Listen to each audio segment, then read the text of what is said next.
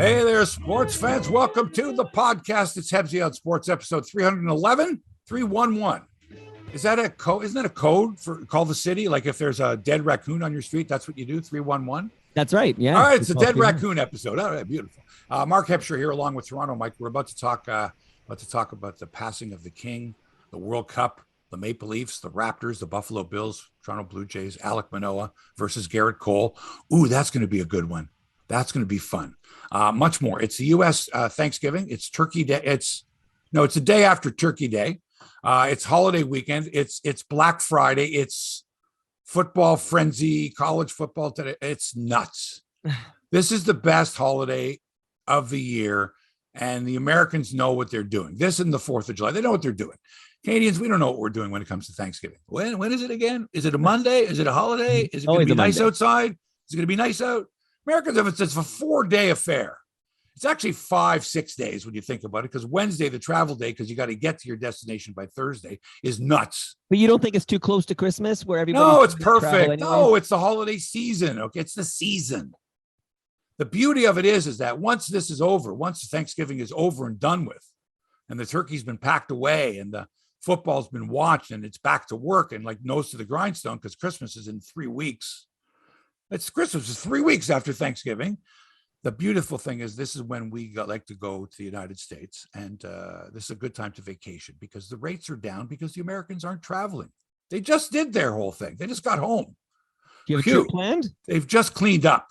They're not going anywhere now, right? Because they got to get geared up because at Christmas they're going to be traveling again in a lot of cases. So this is when we go away. So we're heading off to Pinehurst for a golf vacation right as soon as this show is over. You're going to Mimico. You're going to the Mimico station and then to Montreal. Station, yeah. Montreal by train. Right. Beautiful. Okay, we're getting in the car and we're going to Pinehurst. Mimico to Union to Montreal. Piece of cake. Easy for you. Lovely. I'll be there in 5 hours. You've been in the new train station, haven't you? I don't think so. Oh my God! Really? You haven't taken the? Oh, it's beautiful. We had a pandemic. I didn't go anywhere. Oh, Mike, it's beautiful. Beautiful. Okay, yeah, you'll love it. You'll love it. All right. And so that's your weekend celebration. It's not a holiday weekend here, although sometimes we think it should be. No, man, this is literally just, I want to see Michelle's where my daughter's living. Where is she? She's near McGill? She's at McGill residence. Oh, she's in res at McGill. Yeah. Oh, I know that area very well. Yeah. I lived right off the McGill campus in the McGill ghetto. It's called. Yeah. For a couple of years when I worked in radio in Montreal. That was 40 odd years ago. That's 42, 43 years ago. And it was fun then. Anything around the McGill area is, it's good. I'm looking forward to it, Hebsy. So we getaway day. We got lots to cover here. All right, let's go. All right. So we're going to get into soccer in a second, but first we have to talk about the passing of Borje Salming. While we expected it, we didn't expect it this fast. Like he was just here 2 weeks ago. Less than. He was here for the weekend, and then he made one more public appearance in Sweden, and he felt the love. He felt the love of everyone, and then he died peacefully, I think. Daryl Sittler believes that Borje Salming died a happy man at the age of 71, knowing how much he was loved, how much he was appreciated by his fans. He didn't have to guess. He knew. He was well aware, and he gave it right back to us. And man, may he rest in peace. May his memory be a blessing. The great Borje Salming. Who would be phoning me during the show? Phoning. I will say there's a great photo. I only saw it for the first time yesterday, but it was Tiger Williams, Daryl Sittler, Lanny McDonald, and Borje Salming just last 2 weekends ago. But outside Maple. Yeah, outside the Gardens. Yeah, Borje's in a wheelchair. Borje was in a wheelchair. That's another thing. Before Borje's performance, I had said that because it was believed that he was wheelchair bound essentially. And the way I understand it is from a number of people is it's incredible if you're going to be in public and other people are going to see you, how much resolve you can have wanting to be distinguished looking, not wanting to look weak, not wanting to look frail. And if you're in a wheelchair, okay, and he was, and to say, no, I'm going to be standing. I'm not going to appear in front of all these people in a wheelchair. The courage it took in the first place to be shown publicly with a condition such as his is incredible. We knew he was a brave guy, but that takes real courage because most people are going to say, no, I don't want to be seen in public, people to see me this way. I want them to remember me as a strapping hockey player and, physical specimen, blah, blah, blah. So yeah, fabulous, wonderful guy, story. Listen, there's stories that I have in me, but I could never tell people. They're very personal, and what goes on in Vegas stays in Vegas and all that stuff. But man, he had a great quick smile. He would have this hangdog look on his face. And if he saw me or something would happen, it was a great smile, but it wasn't always like that, man. He was very guarded. He didn't speak English hardly at all when he first came to Canada. His wife spoke very, very good English and spoke for them. And then he learned English just from being around the guys, and watching, I don't know, WKRP or whatever. But just, that's how you pick things up. He was very much against the media. He did not want anything known about his private life. I don't think there was much for the first few years. There was nothing about Salming's private life. You knew nothing about this guy. And then I think after a few years, because he came here, he was 22 years old. So by the time he was 25, he was a solid all-star caliber defenseman, right? He was in his prime, 1976, let's say, 75, 76, 77, 78, 79. He was fantastic. And but not a lot known about him. Not a lot known. And he was very shy, very reticent to talk to the media. Number one, he wasn't comfortable with speaking English in the first place. But secondly, this just wasn't his nature. He was from northern Sweden. His father used to herd reindeer. Like, he's a Lapland, way, way up there. So for him to come to Toronto, which as it is now, like the hockey center of the universe, and the first Swede, like, who is this guy? He went through a lot of abuse. May he rest in peace. Borje Salming. Now to the World Cup. Canada behind the 8 ball after that loss to Belgium. 8 is about how many shots they had within 3 minutes. Right. Did you not think, oh my God, look at this team. This is against Belgium. We're going to kill these guys. No. Because we don't have finishers like Belgium has. One chance for Belgium, one great finish, 1-0, and that's it. So, with that out of the way, sort of, we get Croatia. We got to worry about Croatia now. Okay, these guys were the runners up in 2018. This is a good team, but they're aging, as most of these nations are. You got these veteran guys who've been there for years and years and years, but they know how to play as a team very well. So you got Luka Modric, who's like 36 or 37, Ivan Perisic, who's, in his, I guess, about 33, 34. And so, I think Coach John Herdman is going to, first of all, I think he made an egregious error by providing this bulletin board material. He should not have said this. This is okay during the World Cup. I think it's disrespectful, but what do I know? All right. I'm not a world soccer aficionado, but I do think that when you say, Canada's going to Eff Croatia, we're going to Eff Croatia. He didn't say fuck. He said, we're going to Eff Croatia. And the Croatians see this and go, what? Who does he fucking think he is? If I'm Croatia, I'm like, oh, fuck, man. That's just fuel for the fire. And now, Mike, I think Canada is favored. I think what we've done here in the media, we've gone, whoa, we should have beaten Belgium, the number 2 ranked team in the world, had them on their heels, 14 shots on blah, blah, blah. Look at how fast we are. Look at how good we are. If we can only finish. And now people are expecting us to at least draw with Croatia and for sure beat Morocco. Like, oh yeah, I don't think so. I'm worried that I hate to say this, but one of the best things I saw was somebody had posted, what was the biggest upset? The first week, was it Japan? Saudi Arabia. Whatever. Was it Saudi Arabia or was it Canada over Belgium? Like, that's the way it was listed. Like, it was an upset, right? I thought that was a joke. No, Belgium over Canada. It was a joke. The upset was Belgium beat Canada. Right. Because in the first half, it looked like there was no way they could beat us. Right. And so just going on that, we're going, oh my God, we've got the talent. We had the shots on goal. They're the second best team in the world. How can we not do the same thing against Croatia and score? How can we not do the same thing against Morocco and score? Right. Even though we haven't scored, and even though the TSN panel just roasted Herdman for terrible coaching. And why was Alphonso Davies taking that penalty?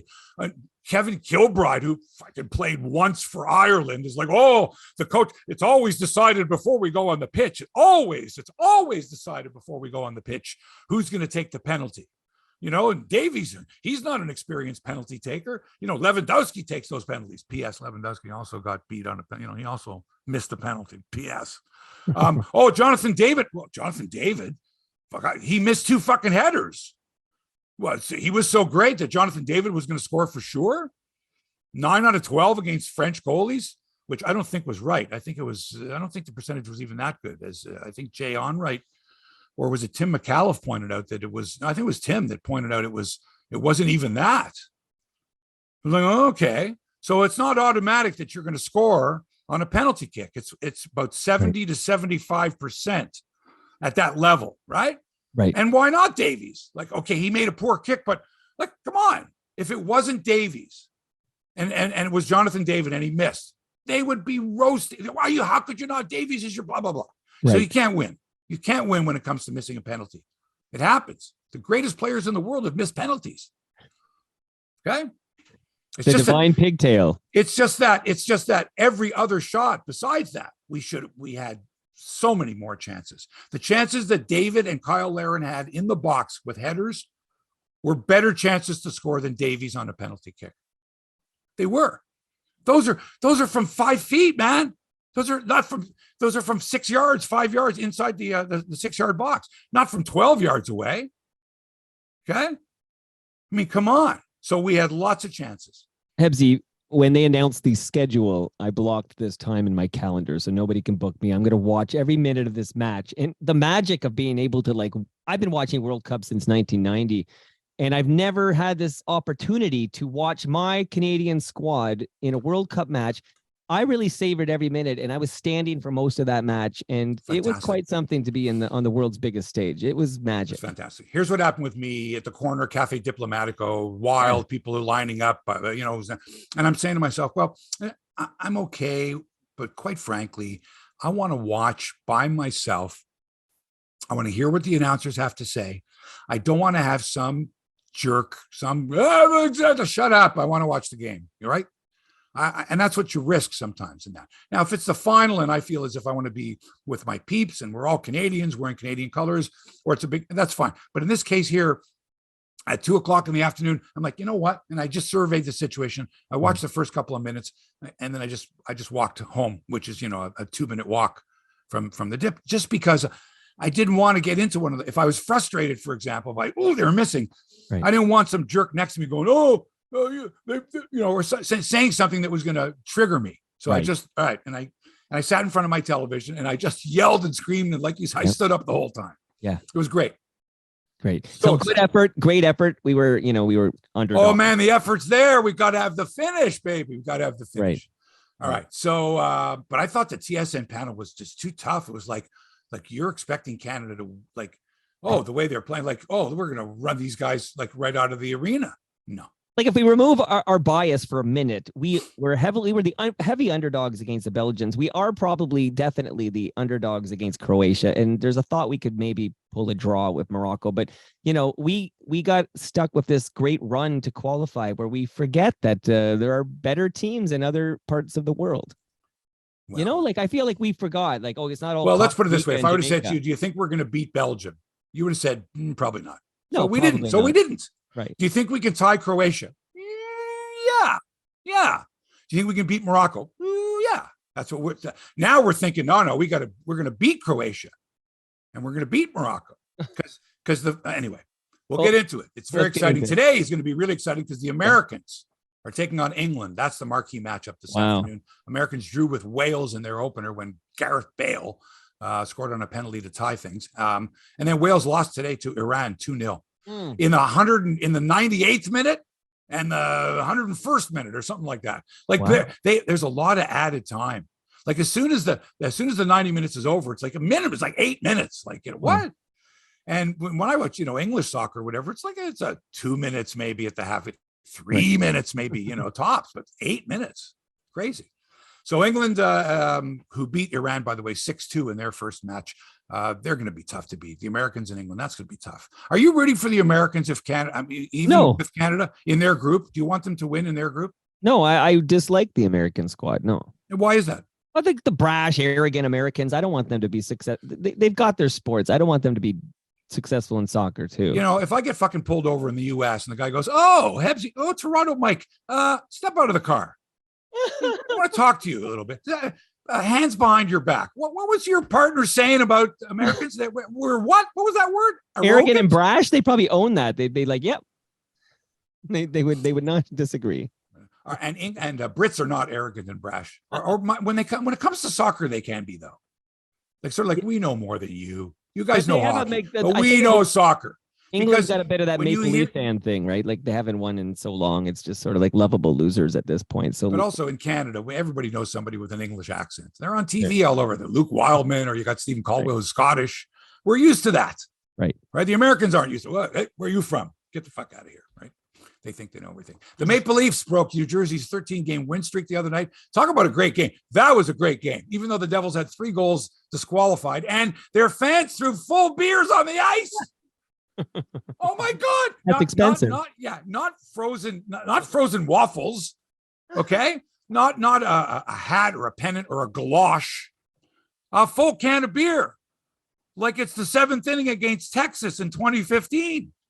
Right. There's babies sitting down there. What the hell? That's wild, eh? That's what. Like seriously, if the Leafs had at home 3 goals called back, 3. Right. On the third one, what would you expect from the fans in Toronto? What would you expect? They'd be throwing their sushi on the ice. Would they be throwing? Would they litter the ice? Would they do that? Are we not? I don't know. What do you think? Environmentally conscious? I don't know. Whatever it is. No. The Leaf. But all it takes is, you're serving alcohol there, are you? How many beers have you had? It's like the famous guy who threw the beer at the outfielder at the Skydome, and they had to get the Zapruder film out to figure out who he was. Like, oh boy. Like it's just in a moment of outrage, your team just got ripped off. VAR just ripped you off from a goal in the World Cup, let's say. Right? Right. But in this case, it's a regular season game and you've had 3, and the rules are the rules. He kicked at it. It did, whatever. It's just 3 of them happened in the same game. Never seen that before. But I've also never seen a hockey team leave the ice because they were being pelted with debris. Right. I've never seen it, ever. Leaving the bench. Get the hell out of there. You're going to get hit. That's fucked, man. That should have been a minor penalty against the New Jersey Devils because the home team's responsible, right? Should have been a penalty against New Jersey. That's all I'm going to say. Anyway, I like Matt Murray in goal. I like him. And I think he makes Shalgren a better goalie too. This is going to be better than we thought. Leaf goaltending, better than we thought. Murray's a steadying presence. He's a bit awkward looking. A bit kind of all over the place, little gangly, right? Like Shaggy from Scooby-Doo. Oh yeah, of course. Was Shaggy a goalie? I don't remember that. I think so. And see, now with Morgan Riley out of the lineup, this is your classic case of, all right, let's see what kind of team we got. Let's see when your top players are injured. Let's see how good you are. How good, especially on the back line. Let's see. Throw these guys into the fire. What's going on? Well, Matt Murray has come up huge, because the chances that the opposition has had have been glorious. I'm not talking about, how many shots? 31. That didn't look like it. Man, dude, the shots seem to be, and correct me if I'm wrong, the quality shots from the opposition. Like they're like great chances. And he's turning them away. And I think it just gives great confidence to the defense saying, you know what, if we screw up, we got Matt Murray back there. So Murray's going to play this afternoon. No, sir. This afternoon. It's Friday. This afternoon. 2 p.m. game, I think. 2:00 game. So England against the U.S. in soccer and Leafs against Minnesota. I'll be on a train. No, I won't be on a train. You'll be on a train. I hear the Wi-Fi is spotty at best, so I don't think. You're taking Via. You'll be fine. Yeah. No, you'll be fine. You'll be okay. Okay. Yeah, you'll be okay. And plus, you've got a good phone there, don't you? Good. Yeah. But if you've ever streamed a game like through Bell Fiber or whatever, it's a data chewer. Like it's like 10 gigs later. You know. Oh, tell me about it. Are you kidding? What are you talking? We drove up to Muskoka one time, and Serena was driving, and I'm watching Spurs. Right. And in the middle of the game, like as they're about to score, right, I get this little warning saying, if it's gonna cost you $50 in games right now. Like what I think there were two options. I think one was like $30 for like another 15 minutes, right? Or it was $50 for like, and I was like, fuck, I don't care. This is why cross your fingers, Hebsy, that there's a good Wi-Fi on this train, and I'll be watching all this action. Can't you get it on audio? Can you get just the audio only? I don't think so. Oh, you've got to be able to stream the audio. That would take a lot less. Yeah. Oh, for data, sure. Right? For sure. Right. I'll see what I can do. I got 5 hours on that. And let me know too, because I'll be traveling in a different. And I need to see what's going on. I'll let you know, man. All right, I'll report back. Okay. So anyway, Murray's the starter today, and then tomorrow they're in Pittsburgh against the Penguins. But it's not your basic back-to-back where it's like one night then the next night. It's an afternoon game, so they're out of there earlier. They're going to be in Pittsburgh like later tonight, have dinner there probably, right? Mm-hmm. And then they'll have the whole day tomorrow. So it could be Murray back-to-back in goal, even though it says that Shalgren is expected on the Score app, but I don't believe that. I mean, expected. It's sort of like we're hoping it's Shalgren. It makes sense that it would be Shalgren. You think that 5 hours makes that big a difference? Because, I do. Okay, I'm surprised by that. Like I would think it's not the same kind. Listen, when you're out of that rink at 5:30 in the afternoon and on your way to Pittsburgh, mm-hmm. And your flight's leaving at 6. Let's say the game was at 2. Let's say your flight's at 6:30, and you're in Pittsburgh. You're in Pittsburgh for 8. Right now, you got the rest of the night, and then the next day you're going to sleep in. You may not even have a skate the next day, probably not. And then you're ready for an evening game. So that 5 hours difference or whatever. Yeah, that 5 hours would makes a big difference. So it could be. We'll see how he comes out of the game. The Leafs are in Detroit then on Monday, right? So it's like, okay, Minnesota Friday, and then Pittsburgh Saturday, and then you play your Saturday game, and then Sunday is a rest day in Pittsburgh. Probably watch the Steelers play or whatever. And then later Sunday they fly to Detroit, which is a nothing flight. And then they're in Detroit for Monday, and they come home and host the San Jose Sharks on Wednesday. That's their schedule. Then there's the Raptors. I mean, they got some serious injury problems. 3-7 in their last 10 games. They're 9-9 on the season. They're fighting the injury bug, trying to navigate their way through the schedule. The Odyssey continues tomorrow afternoon, 5:00 tomorrow at the Scotiabank Arena. So 5:00 tomorrow afternoon, Raps hosting the Dallas Mavericks and the great Luka Doncic, who went off for 42 points against Boston the other night, but they lost. Meanwhile, the Raptors had only 10 healthy players in their loss to Brooklyn. I swear I thought for a second that Drake was going to come off the bench. And they didn't have anybody. They had nobody. Oh, no. Nobody. Have you seen him shoot? You don't want him. Oh, that's the trainer. No, you can't play. 10. That was it. Okay? No Fred VanVleet, no Scotty Barnes, no Otto Porter, no Precious Achua, no Delano Banton, no Pascal Siakam. I'm missing a couple of guys. Siakam's missed his 9th game in a row, by the way. Like, what are you going to do? Well, you can't, you just have to fight your way through it. They're doing their best. They were no match for Brooklyn the other night. I didn't hear about the reception that Kyrie Irving got. I'm assuming it was nothing. There was no big deal about it. It was none, right? Although after the post-game interview that he did, he says, they go, what do you want to say? It's Thanksgiving. Where are you going for Thanksgiving? He goes, I don't celebrate Thanksgiving. But for those who, I'm thinking, well, you don't celebrate, like, you're an American. What do you mean you don't celebrate? It's not even, it's a non-denominational holiday. Am I right? Ours for sure. Theirs is a little pilgrimy. Like it's a little bit of that pilgrim. So what are we saying here? Like, I don't understand, like, what I don't celebrate it, meaning he didn't grow up celebrating Thanksgiving. Like, I don't get that. I don't get that. Yeah. I mean, I can see someone who they don't celebrate Christmas because they're not of that faith or whatever. But that makes sense. That's faith-based, right? In a way. But 100%. Is Thanksgiving? Is it? Like, I don't know this. Like, I don't think if you're American, you celebrate Thanksgiving, right? If you're an American Italian, if you're an American Japanese American, if you're a African American, if you're a Korean American, if you're an American, you don't celebrate, like what? What's the I thought Thanksgiving was the big one because it didn't matter what religion you were. Right. That's what I mean. So when he said that, first of all, it's like, oh, come on. Like, you're not going to say, oh, I like turkey and gravy. Really? You're going to say, I don't celebrate. But for those who do, that's weird. Anyway. Well, I know. I say this. I know Jehovah's Witnesses who don't do Halloween. Like, there are some states that have, like, we don't do things like that. Yeah. Okay. Like, fun is not allowed.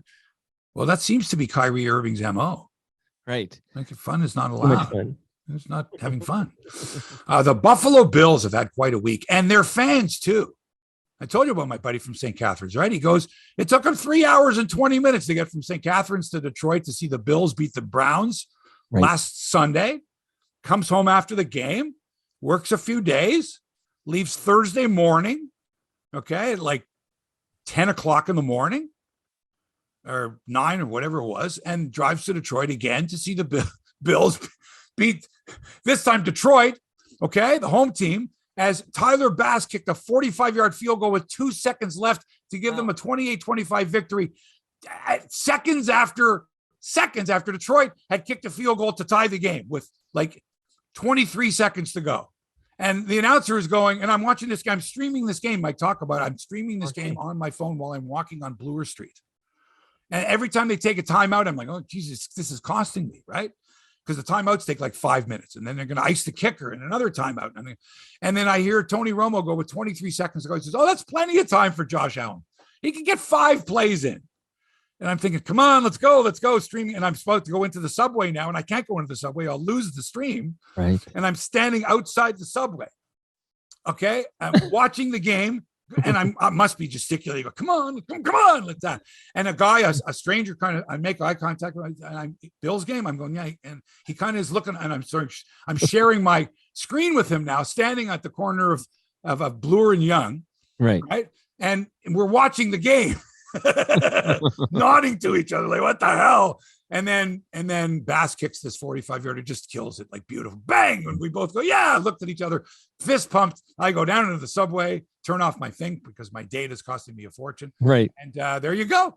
And the Bills are 8-3. They're in first place in the AFC East, and all is well with the world. And they win 2 games in 5 days in Detroit. See, this show's called Hebsy on Sports, but we could call this show Hebsy Loves Sports because you're the real deal, man. You love your sports. I love it. I do, but I have to tell you, Mike, it's maybe it's age, whatever. It's just, it's a lot. It's hard. I don't know how these talk show hosts go out there every day for 2 hours, 3 hours, 1 hour every day and talk about the same 5 topics like every day. Right. It's like, okay, I think a World Cup, click, right? Or you got that Leafs, click, Raptors, click, Jays. This particular tweet that came out that done, and then grind those out for the next 3-4 days until something else comes along, and then you put it away, and then you bring it back again. Well, speaking of tweets about Blue Jay acquisitions, oh yeah, we'll get to that. But first, I wanted to. I was setting you up. Okay. No, I know. But first, I just wanted to mention that yesterday, while I watched 4 World Cup matches and 5 football games and whatever hockey, whatever else was yet. No, there was no hockey or basketball. I watched the Dallas Cowboys last night, or yesterday, I guess it was in the afternoon, beat the New York Giants 28-20. Great game. Exciting as hell. Phenomenal. And then even better, the Minnesota Vikings over New England 33-26 in last night's game, which ended like late.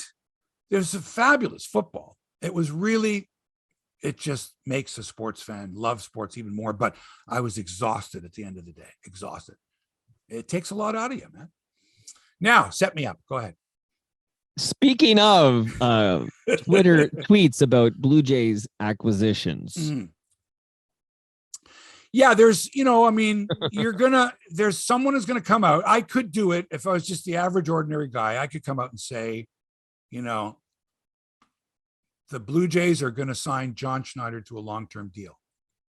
And you would go, oh, that makes sense, right? Great season, got them to the playoffs. Everybody loves him, right? Deserves it, right?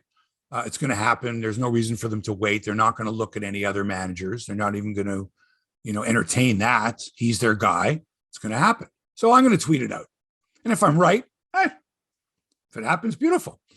If it doesn't happen, that's okay. I'm a nobody. If it happens next week instead of tomorrow, I'm still okay because I got the timing wrong, but I knew they were going to sign it. So it's sort of like a psychic trying to guess, pretending that they know about someone's background. Right. Oh, your mother loved to cook. Yes. How did you know? It's a good start, right? That kind of thing. Oh, right. The Blue Jays are going to sign. What are the odds that the Blue Jays are going to sign John Schneider to a long-term deal? It's not going to be a 1-year deal. It's going to be a multi-year deal. So it's pretty easy. So whoever this person was, they got it. And then when the Jays were looking for help because Bradley Zimmer wasn't doing the job, the same person went, oh, Jackie Bradley Jr., right? Now, for all I know, he tweeted 2 or 3 other names or did something else. But which is the scam, right? This is the thing. So he gets Jackie Bradley. So now this guy comes along and says, well, I don't want to say, when I'm just, I was right on this and I was right on this. And now everybody on Twitter is like, he was right.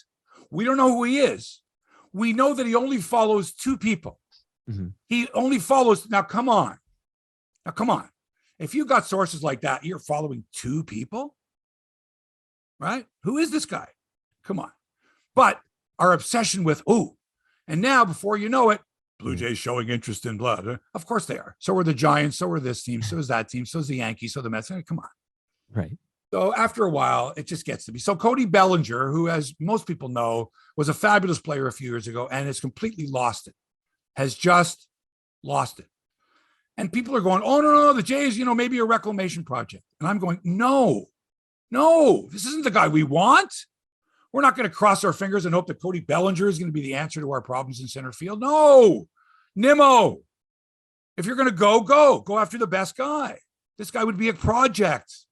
And we're not in a position where we want a project in center field. Oh, he's a great fielder, though. Okay, that's fine. But no, not Bellinger. No, and his agent already said he's only going to sign for 1 year. And it's Thanksgiving, too. Nobody signed. These deals are never done on Thanksgiving. The guy isn't getting up from his turkey dinner, unless it's Kyrie Irving. He's not getting up from his turkey dinner with his family to be told that, that he's going to sign with this team. That you got to get to New York because they're going to sign you. You got to get to Toronto for the media. No, it doesn't happen on Thanksgiving. So this guy took a shot and said, this weekend, the Jays are going to sign Cody Bellinger to a multi-year deal. I think he tweeted it on Monday. So he gave himself some time. So if it happened the next day, hey, beautiful, I got it. If it happens a week later, I had the timing wrong, but I said that they were going to sign. And if they don't sign Cody Bellinger, they were close, or we never hear from the guy again, or whatever. You can't have this. So you got to make sense. You got to believe that the Jays are doing their due diligence and that, yes, they're negotiating with more than one. They've probably got all kinds of deals going. And if that deal happens, then they're going to do this. And if that doesn't happen, then they'll go here. And if they can't sign Brandon Nimmo, then they'll go after Cody Bellinger, unless Bellinger's already signed somewhere else. Then. We don't know. But I find it fascinating that other people, just regular, who are your sources, are going, oh, this guy's the guy. He's the man. Because he got that right, and he got that right. I'm like, come on. Come on, be reasonable. Come on.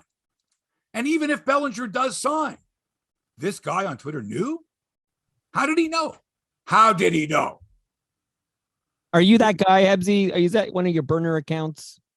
No, but you got to admit, if you have nothing to do and you're bored, you could fuck up Twitter and just have such a good time. You could have such a fun time. Right. Because all you got to do is get the first one right. And then, I was the guy. But like you said, you could tweet I was the guy. And just delete the one because no one's paying attention. Nobody else had it. Right. Right. It's like I'll tweet, so-and-so is going to hit a home run on this next pitch. Right. That's different. I have no inside knowledge. I got a feeling. You're guessing. I don't have anything. I'm going to get. Now, he hits the home run. I have every reason to go, told you. I knew he was going to hit the home run. I called it. Because he hits fastballs with 3-2 counts, blah, blah, blah, blah, blah. And his anything. Right. And so for 5 minutes or whatever, I'm the man. I called it. Right. All right. Until my next, prognostication. And then nobody ever heard from me. So what I'm saying is the Twitterverse is filled with people who predicted correctly a trade or something was going to happen. Right. And then we're never heard from again because their next prediction didn't work. And, it's like when I'm watching the games on TV and now it's in my head now, everybody's got the betting line. It's like, oh, you can still make a bet. You can still make a bet. You can still make a bet. And I'm thinking, oh man, you're using house money. You're playing with, that's not your money that you're betting going, oh, I have Minnesota plus 190. It's not your money. It's the FanDuel's money or whoever's money that you're playing with, right? You're touting people. And it's just sort of a constant, why do I want to bet this game now? Why would I lay $1.90 to win $1 on this game now? I just want to watch the game unfold. Right. I don't know. Anyway, if Cody Bellinger signs a multi-year deal, okay, multi-year deal, this guy's a genius. He's going to have thousands and thousands of Twitter followers. We don't know who or what he is. We don't even know it's a guy. We don't know anything. Okay. It's someone. And I would argue, even if Bellinger signs, this guy is probably, or we don't know. Not all I know is he's following two people. Right. Two. Do you know that the tweet of God, who has like 7 million followers or whatever, God follows one account. One. Which one? Justin Bieber. I swear. Go look it up. That's what I love. I like looking to see who this person's following. Like, who interests this person? Right. It's too funny. In tennis has been awesome. Here, this is the problem again when there's so much sports going on is if this was happening at any other time, we would be going fucking nuts. Denis Shapovalov and Vasek Pospisil fell behind early and lost the opening set, but rallied to win their doubles match at the Davis Cup yesterday and eliminated Germany. And Canada is now in the semifinals of the Davis Cup. This is huge. We are a fucking tennis playing nation. This is huge. Woo! Shapo lost the opening match, okay, the singles match, but Felix Auger-Aliassime won his singles match, coming back from a set down, which set up the all-important tiebreaker, the doubles. And Canada's duo lost the opening set 2-6 and then roared back to win and book their place. I was going to say punch their ticket, but of course we don't do that. Scan their pass into tomorrow's semifinals against Italy. Woo! Against Italy. And I think there's something, I think Berrettini of Italy and Felix Auger-Aliassime are dating sisters, or cousins or something like that. There's a connection there. I don't know if it's still the case. I haven't been following the social aspect, but I do know that a year ago or so that Berrettini and Felix they're tight because they're in the social circles. So they've been on double dates together. Maybe, but they're pals. See, most of the guys, the way I understand it, are friendly with each other in tennis. They'll go out for a beer after the match. Sure. Like a lot of times, it's like, when they come to the net to shake each other's hands and they pat each other in chest, they might say, see for a beer later, that kind of a thing. Really? Well, they traveled together. It kind of makes sense, right? Like a familiar face. But more so than the women, I'm told. The women tend to stay within their own group or camp compared to the men. Brian has confirmed your news about who's dating whom there. The TMZ news in tennis there. Brian says you're correct. They're dating whatever sisters or. Okay, they're dating what? Twin sisters or I don't know. Brian, tell us who's dating who. He says they are. Yeah. because what I'm thinking is when they show shots in the stands and they show the sisters sitting there, right, and one is obviously rooting for her man and the other sister is rooting for her man, right? Now, are both these women Italian? If they're both Italian, for example, like the one that's dating Felix, is she rooting for Italy or is she rooting for a man who's Canadian? Make sure he's very tired for his match. Don't even. All right. Meanwhile, before we go, if you didn't see the Alek Manoah sit-down interview with Serge Ibaka on his cooking show, you got to watch it. It was on Sportsnet the other night. It was hysterical. Okay, so the deal is this, is that Ibaka is cooking some wild stuff. And the deal is this, he's going to ask Manoah questions. He's going to ask him questions, and he needs Manoah to answer the questions honestly. And if Manoah refuses to answer the question honestly, he's got to drink this freaking concoction, cricket tea, like tea with live crickets in it. Okay? And if he does answer the question honestly, then Serge has to drink the cricket tea with the live crickets in it. It's hysterical. And so Manoah says, okay, man, I'm going to tell you, I'm going to answer honestly because, I'm going to answer honestly. So the first question he asks him, of which they had taken a clip out of and run prior to it as a teaser, out of context, was Ibaka says to Manoah, who's the biggest cheater in baseball? And Manoah says, I'm going to be honest with you here, with no hesitation, it's Gerrit Cole. And I'm like, whoa, this is great. This is great. But when you see the original, it's out of context. You don't know. You're going, wow, that's being honest. The reason he was being honest was, had he lied, had he not given an answer, had he not named a player or something, he would have had to drink this fucking cricket tea with live crickets in it. Okay. Yeah. But since he told the truth, okay, and it's going to come back to bite him when they ask, because believe me, this is great bulletin board material when you call Gerrit Cole the biggest cheater in baseball. The beauty of it is that the reason he did it was he didn't want to have to drink this tea, but Serge, because of the deal, Serge now, he has to drink the tea with the live crickets in it. He has to, because Alek answered honestly. It was hysterical.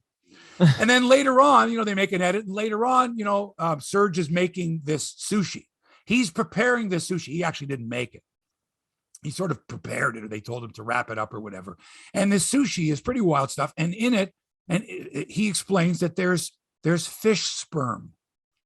This is Ibaka, right? He goes, there's fish sperm in it, right? Yeah. And so now he asks Manoah another question, and Manoah answers it, honestly. And now Serge has to eat this sushi that he made that has fish sperm. And as he's eating it, Manoah is so fucking funny. Manoah says, "Is this the first time you've eaten sperm?" And I'm laughing my ass off. I can't believe they left it in. They're cracking up, the two of them. They're cracking up. Manoah is cracking up. I'm going, this guy's funny, right? Yeah. This guy is funny. Is this the first time you've eaten sperm? I mean, oh, come on. And the producers left it in, and they left it, and they got by the censors. I'm hysterical. Serge is gagging on the sushi. Manoah is laughing like, oh my God, I got to hang out with this guy. He must be great with practical jokes. He's so funny. Absolutely hysterical. And you have to see this. You have to see this show. It's whatever, Cooking with Serge, or, what would you like now? I forget what the show is called. Oh my God. So funny. I'll check it out for sure. And Manoah is just, he calls Cole a cheater. Okay. Gerrit, he says, oh yeah, he's a cheater. And then he's, this is the first time you've eaten sperm. Ibaka is asking him about baseball. He says, you only work every 5 days? Manoah's like, well, no. He says, you're not an everyday player, not a starter. He goes, well, no. And he's trying to explain to Ibaka. And I'm like, oh, you're kidding me, right? Ibaka doesn't know this. Right. He's explaining to him. He says, no, but I work off, but I don't go in the game. He goes, well, that's not work. Ibaka, you just work every 5 days. It was really funny. It was funny.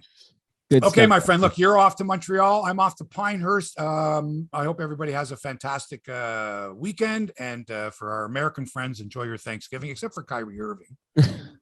Have a fantastic weekend. That's it for episode number 311 of Hebsy on Sports. And thanks to Toronto Mike for production and inspiration. Hit him up at Toronto Mike and listen to his excellent podcast. He's got some tremendous guests. I got some catching up to do there.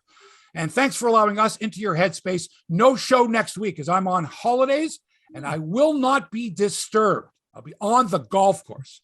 God willing, we're back December 9th with a brand new, fresh episode of Hebsy on Sports. Until then, so long for now. I had the wrong theme going. I hit the wrong button. But here we go. The proper theme. I've never done that.